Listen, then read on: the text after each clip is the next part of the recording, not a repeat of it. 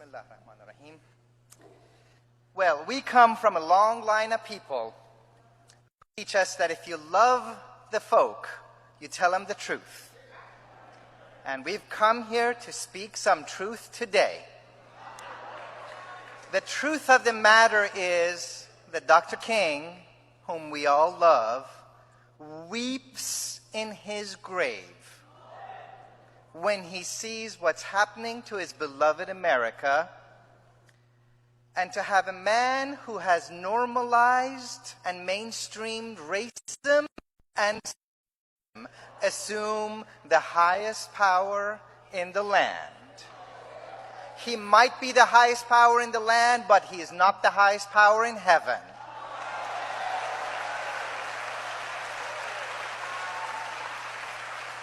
Martin tells us that there can be no deep disappointment where there's not deep love. He was disappointed in the so-called moderates who preached the tranquilizing drug of gradualism. And we are disappointed in our brothers and sisters of faith who don't seem to have a mumbling word to say. In the face of all of this racism and all of this xenophobia, and to watch others roll back voting rights that John Lewis and others shed their blood for. Don't tell me that you think the Bible and the Quran are literally true until you take Matthew 25 to be literally true, and to show your compassion for the poor and the needy, the orphan and the widow and the stranger. Don't tell me that you love God until you show me that you love God's children. Beginning with those who at the moment find themselves weak and vulnerable. Don't tell me how great your faith is as you shut the door on the homeless and the refugee, as you cut health care to tens of millions, deny housing programs and education programs and food for the hungry. Even this Muslim child of Martin and this Jewish child of Martin know that Jesus came to heal, not to cut healing to millions. Brother Martin told us that the arc of the moral universe is long, but it bends towards justice.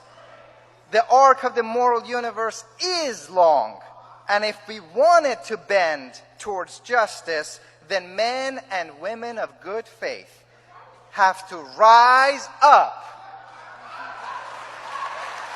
reach out, hold hands, and say to one another, I cannot be who I ought to be until you become everything that you ought to be. We are in this together.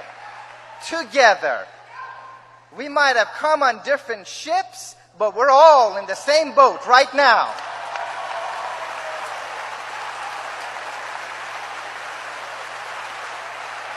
This year, 2017, marks the 50th anniversary of when Martin stood in Riverside and warned us about the giant triplet of evil: racism, materialism, and militarism. And these are still haunting us. Racism is still with us. And the historic racism against black folk and Native Americans is now extended to Muslims and refugees, Hispanics, Jews, and others. Materialism is still with us in the richest nation in the history of the earth. We got 20% of our babies living in poverty.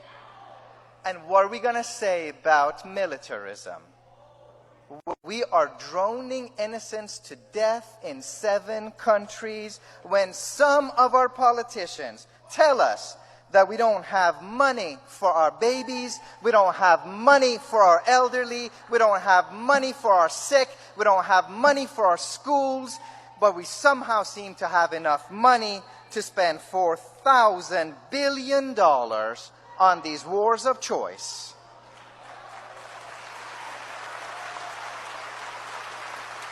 For Martin to make a connection between racism here and militarism there wasn't a political manifesto. It came out of love. And we got to stick with love. Love was not an emotional bosh. It wasn't heart emojis. It was agape. It was the unleashing of God on earth. Love is what brought us here. Love is what sustains us here. And love is what's going to deliver us back home. Let us become this strong, fierce, and unconditional love. Let us keep track of this love, because it's when this love moves into the public square that we call it justice. It is this love that will trump hatred. It is this love that will trump racism. With this faith, with this love, as we say in North Carolina, right can be actualized. Justice can be mobilized.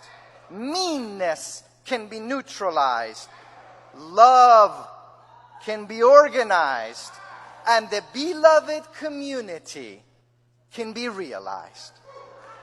May God bless you. May God bless the family of Dr. King. May God bless Ebenezer Baptist Church and the 5th Congressional District. May God bless all of the peacemakers. May God bless America. And may God bless the whole of humanity. Absolutely no exceptions. Thank you.